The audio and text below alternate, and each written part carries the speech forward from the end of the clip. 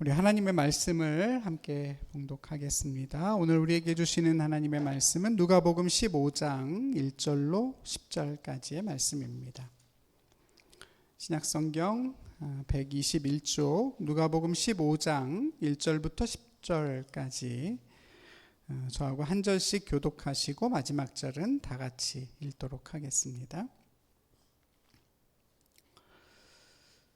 모든 세리와 죄인들이 말씀을 들으러 가까이 나오니 바리새인과 서기관들이 수군거려 이르되 이 사람이 죄인을 영접하고 음식을 같이 먹는다 하더라. 예수께서 그들에게 이 비유로 이르시되 너희 중에 어떤 사람 100마리가 있는데 그 중에 하나를 잃으면 99마리를 들에 두고 그 잃은 것을 찾아내기까지 찾아다니지 아니하겠느냐. 또 찾아낸즉 즐거워 어깨에 메고 집에 와서 그 벗과 이웃을 불러 모으고 말하되 나와 함께 즐기자. 나의 잃은 양을 찾아내었노라. 내가 너희에게 이르노니 이와 같이 죄인 한 사람이 회개하면 하늘에서는 회개할 것 없는 의인 99으로 말미암아 기뻐하는 것보다 더하리라. 어떤 여자가 10드라크마가 있는데 하나를 잃으면 등불을 켜고 집을 쓸며 찾아내기까지 부지런히 찾지 아니하겠느냐.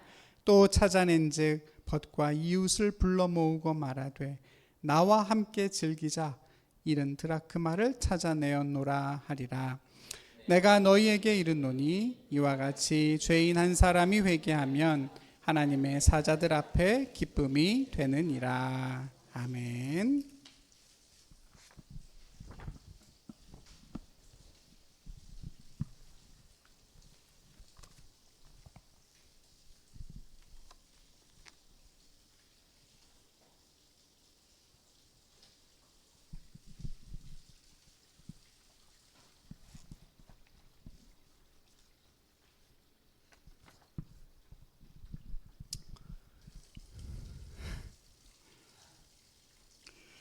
오늘 본문 6절과 9절에 나와 함께 즐기자를 오늘 말씀의 제목으로 삼습니다. 이 말씀이 저와 여러분의 삶이 되기를 바랍니다.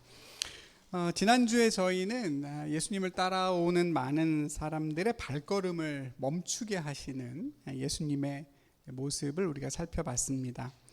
그렇게 무턱대고 나를 따라오지 말고 먼저 앉아서 생각을 하고 계산해보고 치러야 할 대가들을 감당할 수 있겠다 판단이 서면 그때 나를 따라와라 예수님께서 말씀을 하셨습니다.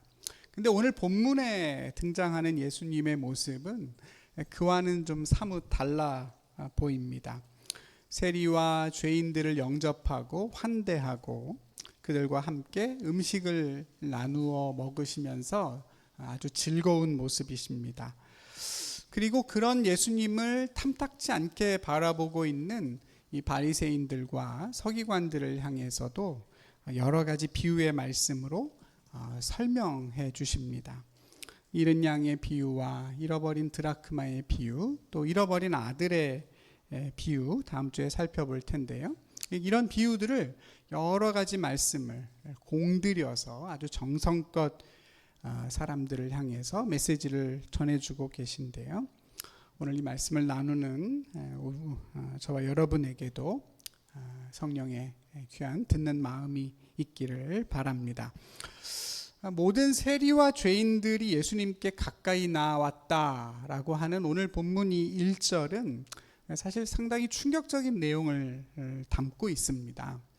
왜 이것이 충격적이냐 생각을 해보면 우선 세리와 죄인 그러면 당시 사회에서 하나님의 백성으로 인정을 받지 못했던 사람들이죠. 율법을 하나님의 법을 지키지 못할 뿐만 아니라 일반 백성들에게도 아주 외면을 받았던 그런 사람들인데요. 그런 사람들이 오늘 말씀해 보니까 예수님을 찾아왔는데 찾아온 이유가 뭐라고 되어 있습니까? 네, 말씀을 들으러 왔다 그렇습니다. 놀라운 얘기죠. 우리가 지난주의 말씀을 기억해 본다면 이것은 더 충격적인 얘기입니다. 그냥 떡을 먹고 배가 불렀기 때문에 예수님을 따라온 것이 아니라 먹고 사는 문제 때문에 예수님을 찾아온 것이 아니라 말씀을 들으러 예수님께 가까이 나아왔습니다. 누가요? 네, 죄인과 세리와 죄인이 그렇다고 합니다. 놀라운 얘기죠. 물론 이 사람들도 예수님과 함께 먹고 마셨다고 오늘 성경은 얘기합니다. 그 모습을 지켜보고 있던 바리새인과 서기관들이 뭐라고 했냐면 이 사람이 죄인을 영접하고 그들과 함께 음식을 먹는다 이렇게 수군거렸습니다. 그러니까 죄인을 영접해서 음식을 같이 나눠 먹었다. 이것이 바리새인들과 서기관들이 예수님과 죄인과 세리를 보면서 발견한 것입니다. 그들의 눈에는 그렇게 보였습니다. 예수님께서 죄인들과 함께 먹었습니다. 근데 그게 그 사건의 본질은 아니다. 이렇게 오늘 본문은 수정해 줍니다. 그들은 예수님과 함께 그 식사를 하기 위해 찾아온 것이 아니라 말씀을 들으려고 갔고 거기서 예수님과 함께 떡을 떼며 교제를 나눴습니다. 비록 누군가의 눈에는 그들이 그냥 예수님하고 같이 식사를 하기 위해서 모여 있는 것으로 보입니다만 그러나 진실은 그들이 말씀을 들으러 갔다, 말씀을 먹으러 갔다. 이렇게 오늘 성경이 이야기해 주는 겁니다. 오늘 저와 여러분도 마찬가지겠죠. 우리가 여기 왜 모여 있겠습니까? 근처에 유명한 용리단길이 있어서 예배 후에 거기 한번 들려서 맛있는 것도 먹고 커피도 마시고 그것 때문에 모인 거 아니겠죠? 물론 이제 외부에서 볼 때는 다른 사람들이 우리를 볼 때는 그렇게 볼 수도 있겠습니다. 쟤네들은 맨날 모여서 먹고 마시고 노는구나 이렇게 생각할 수도 있지만 그게 진실은 아니죠.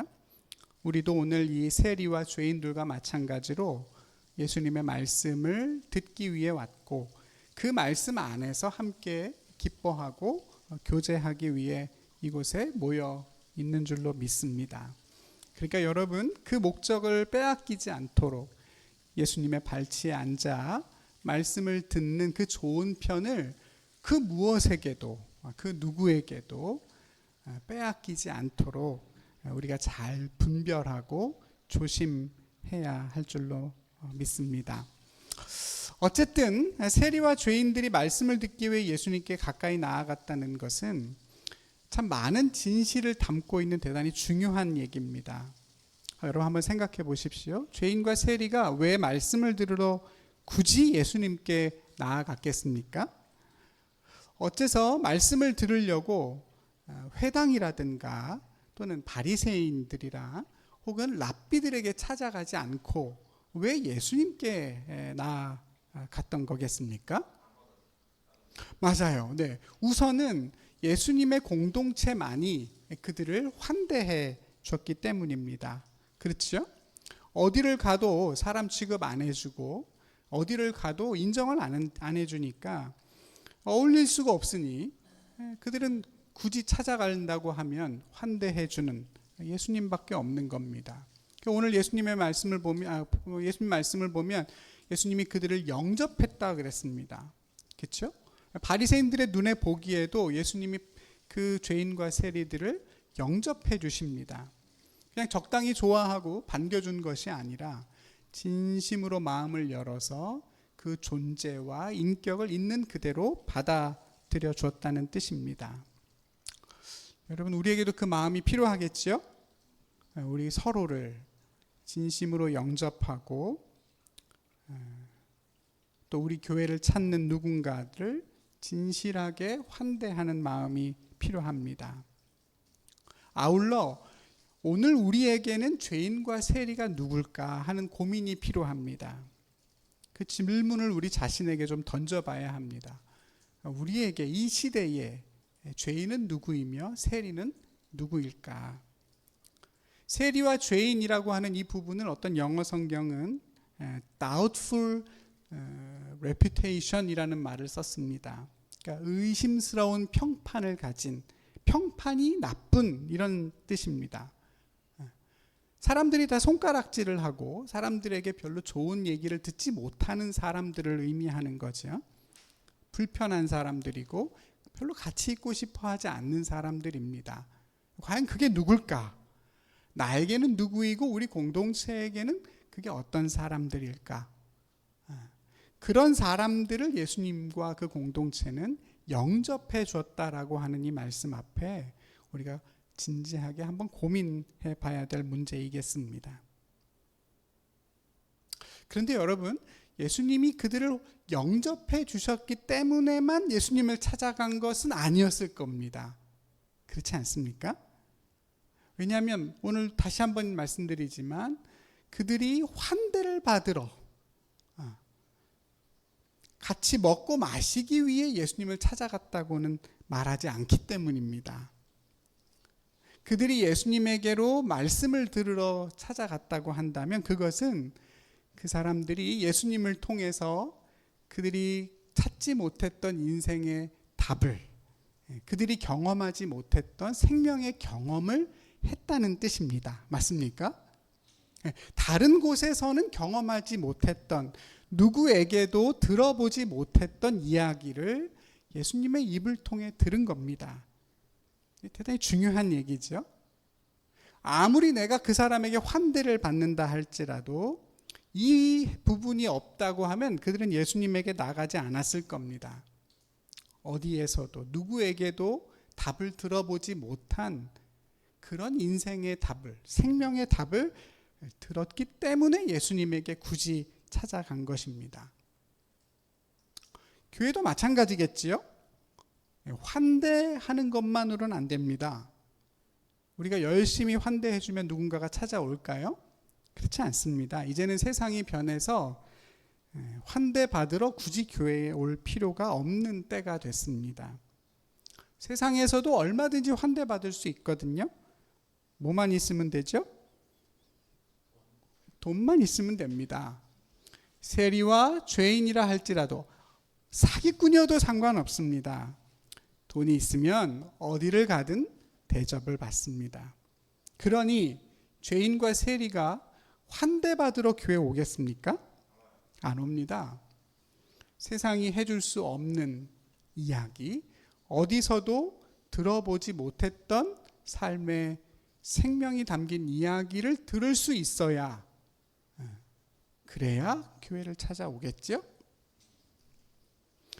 여러분, 이건 단순히 목사의 설교가 좋아야 된다, 목사가 설교 잘해야 된다, 그런 뜻이 아닙니다. 물론 그것도 중요하겠지만 여러분, 좋은 설교는 인터넷에 넘쳐나잖아요. 거기서 들으면 되지 굳이 여길 뭐하러 오겠습니까? 이 더운 날, 이 좋은 쉬는 날 굳이 뭐하러 여기까지 와서 듣겠습니까? 그렇지 않습니까, 여러분? 단지 예배와 설교를 통해서만이 아니고 저와 여러분이 삶을 부대끼며 나누는 많은 이야기들과 교제 속에서 거기서 진리와 생명의 경험이 있어야만 한다는 겁니다. 그렇지 않습니까? 우리가 모여서 뭘 나누고 있는지를 여러분 잘 생각해 보십시오. 세상에서, 인터넷에서 늘 하는 이야기들, 맨날 듣는 얘기들을 우리가 여기 와서 하고 있지는 않습니까? 교회 와서도, 교회까지 와서도 우리 늘 돈 이야기, 집 얘기, 정치 얘기, 뭐 어디 놀러 갔다 온 얘기, 물론 그 모든 것들이 다 우리의 삶의 중요한 부분이기 때문에 얘기를 안 하고 살 수는 없습니다. 뭐 맨날 진지한 말만 하고 어떻게 지내겠어요? 필요하다면 나눌 수 있겠지만, 그러나 우리가 하는 얘기가 그거밖에 없다면, 그리고 삶에 대한 여러 가지 이야기를 나눌 때 우리의 관점이 세상과 똑같이 바라보면 말하고 있다면, 그러면 누가 이 교회를 찾아오겠습니까? 올 이유가 없죠. 힘들고 바쁘지만 어떻게든 내가 말씀을 삶으로 고백한 얘기들, 내가 정말 소금의 짠맛을 내기 위해 애써본 얘기들, 거기서 내 자유와 생명을 경험한 얘기들, 그렇게 살아보려고 노력하다 넘어졌지만 다시 또 말씀 붙들고 일어난 얘기들, 여러분 그것들을 함께 나누고 누릴 수 있어야 삶의 진정한 의미들을 찾고 구하는 사람들을 우리는 온전히 맞이할 수 있을 것입니다. 사랑하는 우리 성도 여러분, 그런 얘기를 듣고 싶어서 어렵사리 교회를 찾아오는 이 시대의 사람들 앞에 복음과 진리로 환대할 수 있는 그런 교회, 저와 여러분 되기를 간절히 바랍니다. 예수님이 그렇게 세리와 죄인들과 함께 식사하는 걸 보고 바리새인들과 서기관들이 수군거리는데요, 그들에게 예수님이 비유를 말씀하세요. 우리가 다 이미 잘 아는 얘기인데, 어떤 사람에게 양이 100마리 있는데 한 마리를 잃어버려서 그 한 마리 찾기 위해서 나머지 99은 거기에다 그냥 두고 열심히 그 한 마리를 찾아다닙니다. 기어이 찾아낸 다음에는 그 양을 내 어깨에 들쳐매고 기쁘게 집에 오죠. 그리고는 친구와 이웃을 불러서 파티를 엽니다. 이처럼 죄인 하나가 회개하면 회개할 것 없는 의인 99으로 인하여 기뻐하는 것보다 하나님은 하늘에서 더 기뻐하신다 그래요. 여러분 다 아는 얘기인데 그래서 어떻다는 거죠? 그러면 이제 우리 보고 뭘 하라는 얘기입니까? 잃어버린 한 마리 양이 되어보라는 건가요? 네? 가서 잃어버린 양을 같이 찾아오라 그런 말씀일까요? 여러분 이 얘기를 왜 바리새인들과 서기관들에게 예수님이 하고 계실까요? 두 번째 비유도 마찬가지죠. 이번에 어떤 여인에게 10개의 드라크마가 있습니다. 그리스의 은으로 만든 동전인 이 드라크마는 로마의 동전인 데나리온과 마찬가지로 일반 노동자의 하루 품삯입니다. 그러니까 한 드라크마 그러면 한 10만 원에서 한 15만 원 정도 되는, 동전 하나니까 그 정도니까 되게 귀하죠? 그렇습니까? 예전에 제가 영국에 어렸을 때 공부하러 갔을 때 1파운드짜리 동전, 그때 한 2,000원 정도 했던 것 같은데, 동전 하나가 그래요. 그래서 무게도 좀 있고 뭔가 남다른 동전으로 느껴지는데, 근데 동전 하나가 한 15만 원 하니까 대단히 귀한 동전이죠. 근데 학자들에 따르면 그 드라크마 10개를 묶어서 결혼 지참금으로 썼다고 그래요. 신랑이 신부에게 10개의 드라크마를 다 목걸이처럼 빙 둘러서 만들어서 그 신부의 머리에 이렇게 씌워주면서 청혼을 하거나 그랬다고 그래요. 그러니까 일종의 그게 결혼 지참금이고 결혼 폐물 비슷한 거죠. 그걸 잘 보관하고 있다가 집에 좀 너무 어려운 일이 생기거나 이러면 이제 그거 갖다가 다시 또 쓰기도 하고, 그런 용도로 사용한 게 이 10개의 드라크마입니다. 중요하겠죠? 그 중에 하나 잃어버렸어요. 비록 하나지만 찾아야죠? 찾아야죠. 그래서 열심히 찾았다는 거예요. 근데 옛날 유대인들의 일반적인 집 구조가 창문이 없다고 해요. 너무 더우니까, 햇빛이 내려쬐니까 창문이 아예 없고 바닥은 다 진흙입니다. 그러니까 동전이 하나 딱 떨어지면 어두워서 찾기도 어렵고, 또 그 동전이 흙과 먼지 속에 묻혀버리면 너무 어려워요. 그래서 이 사람이 어떻게 찾아요? 등불을 켜들고 빗자루를 쓸어 가면서 집 전체를 다 뒤지게 되는 겁니다. 다행히 집에서 잃어버렸으니 찾긴 찾겠죠? 막 이렇게 하여튼 하면 찾아질 거예요. 찾고는 이 사람이 너무 기뻐서 역시 친구와 이웃을 불러서 잔치를 벌였더라. 나와 함께 즐기자. 내가 잃어버린 드라크마 찾았다 그랬다는 거예요. 이와 같이 죄인 한 사람이 회개하면 하나님과 그 사자들에게 기쁨이 된다 이렇게 말씀하세요. 그럼 어떻게 하라는 거예요? 가서 찾자는 건가요? 가서 빨리 찾아와야 된다 이런 말씀인가요? 사실 오늘 이 예수님의 비유의 이 말씀은 우리더러 뭘 어떻게 해라 여기에 초점이 맞춰진 건 아닌 것처럼 들립니다. 다만 하나님이 그렇게 행하고 계시고 그래서 지금 하나님은 기쁘다 하는 얘기입니다. 여러분 한번 생각해 보십시오. 양을 잃어버린 것도 양을 찾은 것도, 동전을 잃어버린 것도 동전을 다시 찾은 것도 누굽니까? 주인이죠? 다 주인입니다. 잃어버린 양이 주인을 찾아왔습니까? 회개하고 찾아왔나요? 아니면 주인이 가서 찾았나요? 동전이 발이 달려서 주인에게 뻘떡 나 여기 있어 이렇게 한 게 아니라 주인이 결국은 가만히 있는 동전을 찾아낸 겁니다. 누가복음은 이 부분을 아주 명확하게 얘기해요. 주인이 다 했다. 주인이 잃어버렸고 주인이 찾았다. 근데 이 잃어버린 양의 비유를 똑같이 기록하고 있는 마태복음을 보면 아주 놀라운 사실을 발견하게 됩니다. 마태복음은 여기에서 좀 달라요. 마태가 뭐라고 기록했냐면 제가 읽어드릴게요. 한번 들어보세요. 만일 어떤 사람이 양 100마리가 있는데, 여기까지는 똑같은데요, 그 중에 하나가 길을 잃었으면 99마리 산에 두고 가서 길 잃은 양 찾지 않겠느냐 그랬습니다. 다르죠? 양 100마리가 있는데 양 하나가 길을 잃으면, 근데 오늘 본문은 뭐라고 하냐면 어떤 사람이 양 100마리가 있는데 그 중에 하나를 잃으면 이렇게 되어 있습니다. 다르죠? 한쪽은 양이 길을 잃어버린 거고요, 다른 한쪽은 주인이 양을 잃어버린 거예요. 똑같은 사건입니다. 똑같은 사건이고 둘 다 진실을 담고 있는데요, 한쪽은 양이 떠났다는 것에, 다른 한쪽은 주인이 잃어버렸다는 것에 초점을 맞춥니다. 여러분 생각에는 어느 게 더 진실에 가깝다고 느껴지시는지요?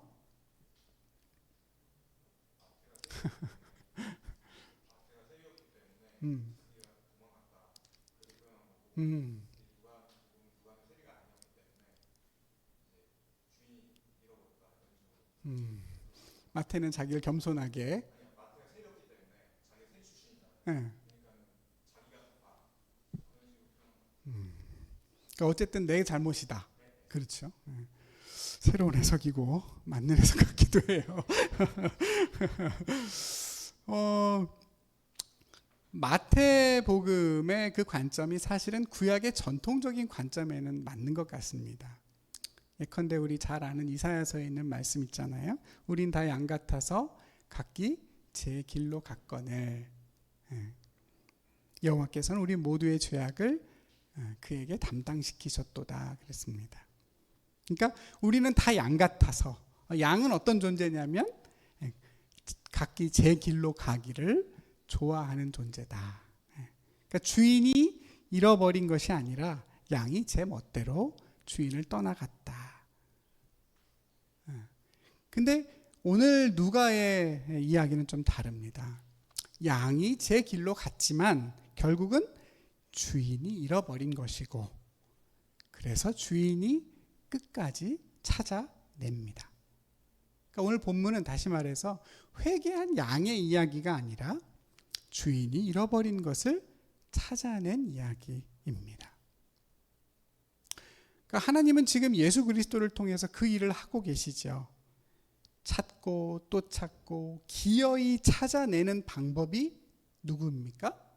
예수 그리스도의 십자가이죠. 절대로 못 찾을 것 같은 그 한 마리 양을 찾아내는 하나님의 묘수가 예수 그리스도가 되십니다. 비록 제 발로 하나님을 떠났을지라도, 절대로 안 돌아올 것처럼 떠났을지라도 하나님 뭐라고 말씀하시냐면 내가 잃어버렸다. 내가 잃어버린 것이다. 내가 찾아낼 것이고 기뻐할 것이다. 하나님은 혼자 기뻐하지 않으시죠? 기쁨을 이기지 못해서 친구와 이웃을 불러서 함께 기뻐하십니다. 그러니까 잃어버린 것을 기어이 찾아낸 주인이 기뻐하는 것에 관한 얘기가 오늘 본문의 비유입니다.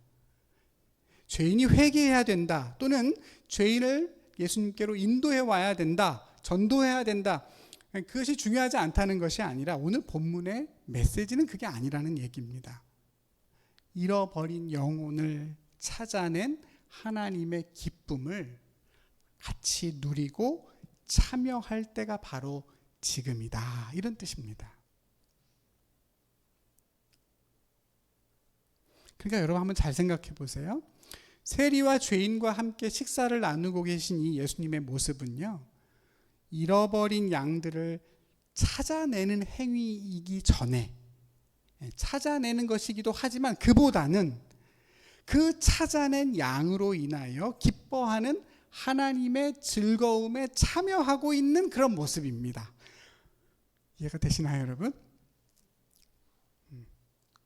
예수님이 지금 죄인들과 함께 식사를 나누고 계신 이유는 단지 그들을 구원하기 위해서가 아니라, 그들을 회개시키기 위해서가 아니라 이미 회개해서 왔으니 그들과 함께 하나님의 기쁨에 참여하는 식탁이라는 겁니다. 이 죄인들과 세리들은 회개하러 예수님께 왔나요? 아니면 회개하고 예수님께 왔을까요? 그들이 떡을 위해서 온 것이 아니라 말씀을 들으러 예수님께 왔잖아요. 그러니까 이미 여러분 회개한 마음이겠죠? 그렇지 않습니까?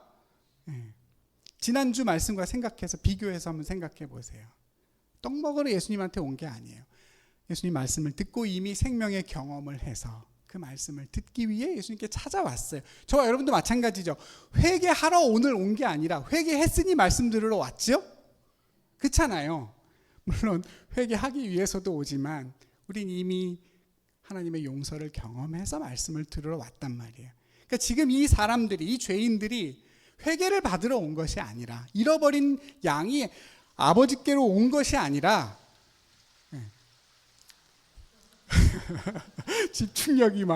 제가 집중력이 더 강해질 것 같아요. 이제 이미 잃어버린 양을 찾은 그 하나님의 기쁨에 참여하는 식탁에 예수님과 함께 누리고 있다, 그런 얘기입니다. 이해가시죠? 네, 그런 얘기입니다. 이와 같이 한 사람이 회개하면 하나님의 사자들 앞에 기쁨이 된다. 10절은 그랬는데, 그 이와 같이 앞에 무슨 내용이냐?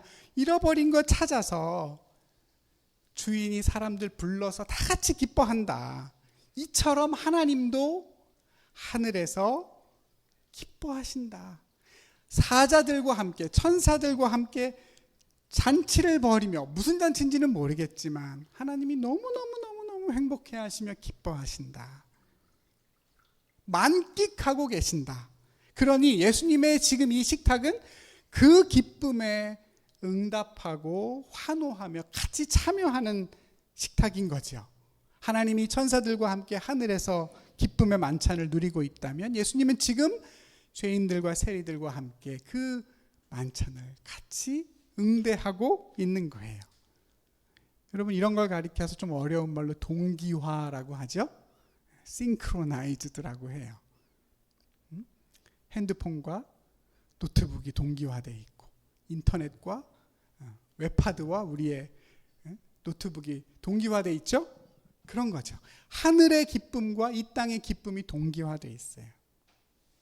하나님의 기쁨과 예수님의 기쁨이 같이 연결되어 있어요. 근데 여러분, 그 연결된 그 잔치에 누가 와 있다는 거예요? 뜻밖의 사람들이 와 있어요. 세리와 죄인들이 예수님하고 기뻐해요. 그러니까 이 사람들은 회개한 영혼만이 아니에요. 그게 아니라 하나님이 한 영혼을 기어이 찾아낸 그 기쁨을 누리는 식탁에 참여하는 자들로 이 세리와 죄인들이 거기 있는 거예요.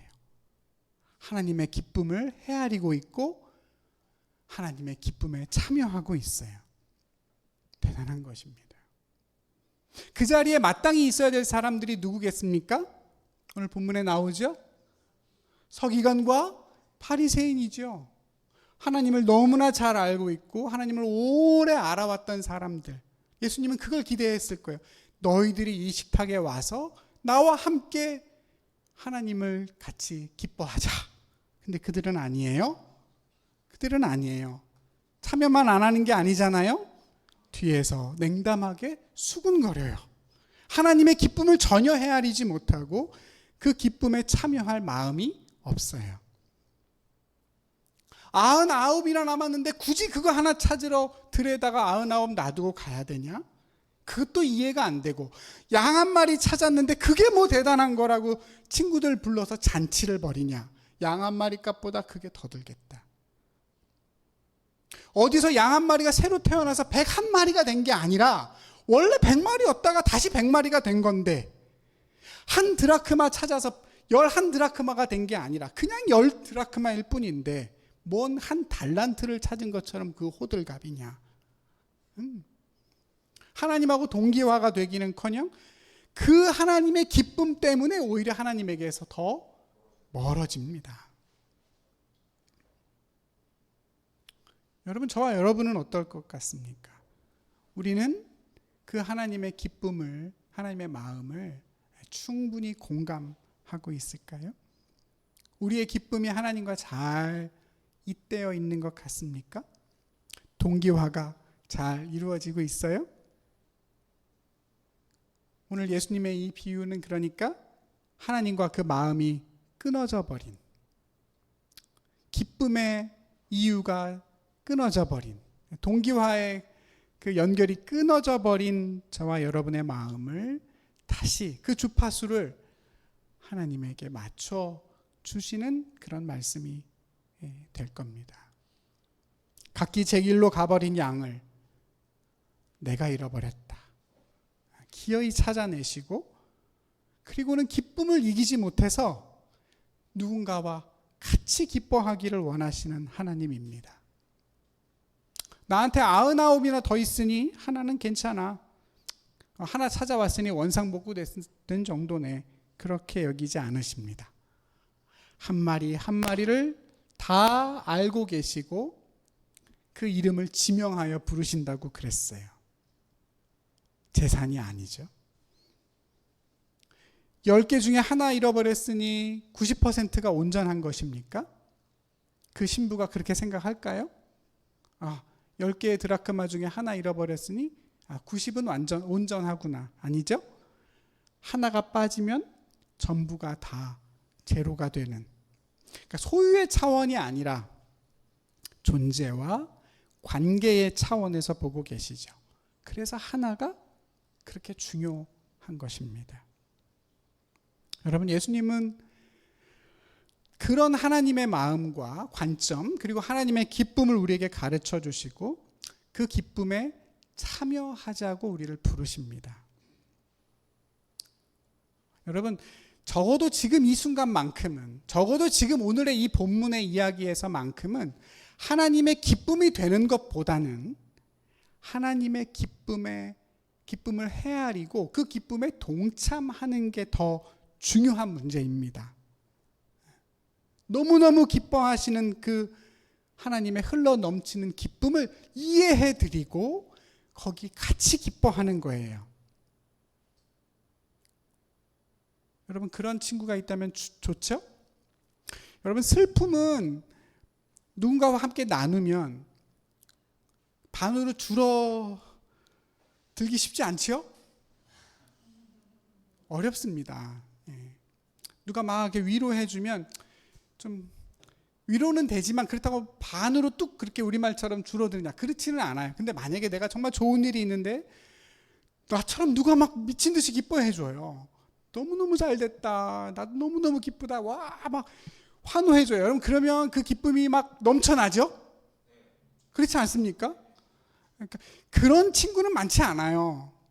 그러니까 슬플 때 위로해주는 건 사실 할 수 있습니다. 그런 친구는 있어요. 근데 내가 정말 잘 됐어요. 내가 승진하고 내가 돈 벌고 내가 뭔가 잘 됐는데 그걸 정말 자기 마음처럼 기뻐해주고 그걸 함께 기뻐해주는 사람 많지 않죠? 배 아파요. 인간이기 때문에. 그러니까 그거 같이 기뻐해주는 사람은 누구냐면, 우리 교복사님 별로 공감하시나 봐요.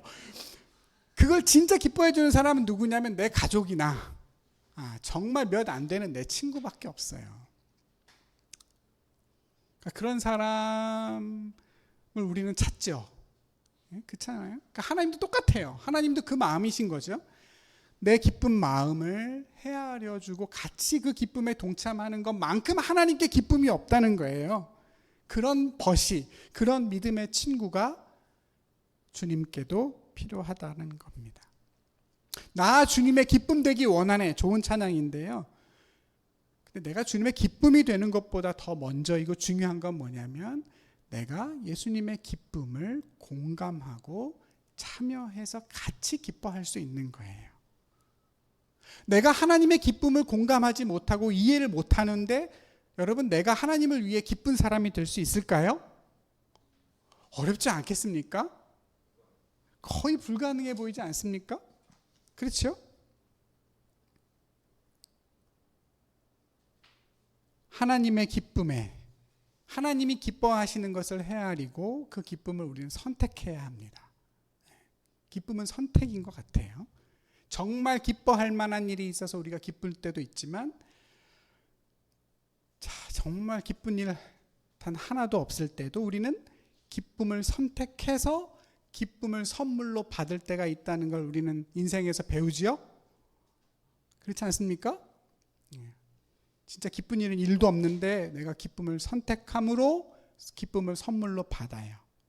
하나님의 기쁨을 헤아리고 그 기쁨을 선택하는 연습과 훈련이 우리에게 필요합니다.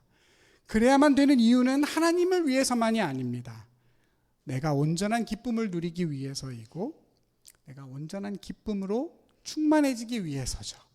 그냥 뭐 더 소유하고 더 많은 인정을 받고 남들과 비교해서 내가 조금 더 나은 것 같은 그 기쁨이 아니라 정말 생명과 존재의 관계 속에서 느끼는 온전한 기쁨을 내가 빼앗기지 않기 위해서라도 우리는 하나님의 기쁨에 참여하기를 힘껏 선택해야 되는 겁니다.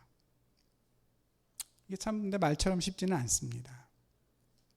우리는 하나님의 기쁨에 별 관심이 없는 것처럼 살아갈 때가 더 많고, 하나님의 기쁨을 알게 되더라도 거기에 참여하고 함께 기뻐하기를 주저하고, 심지어는 하나님의 기쁨을 싫어하기도 합니다. 오늘 바리새인들과 서기관들처럼. 왜 그렇게 되는가는 우리 다음 주에 살펴보겠습니다만, 우리는 그래요. 생명에 집중하는 하나님의 기쁨을 잘 공감하지 못하고 하나님과 함께 즐거워하는 법을 잘 모릅니다. 하나님을 오래 알고 오래 믿은 사람일수록 더 하나님의 기쁨에서 멀리 있을 수 있다는 걸 오늘 본문은 보여주죠. 두려운 일입니다.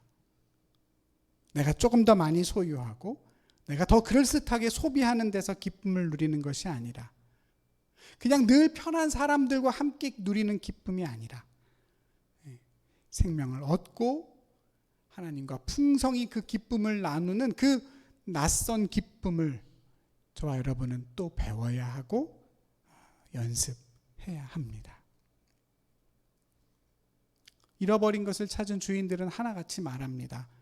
나와 함께 즐기자. 나와 함께 즐기자. 하나님은 지금도 하나님과 함께 기뻐하는 삶으로 저와 여러분을 부르고 계십니다.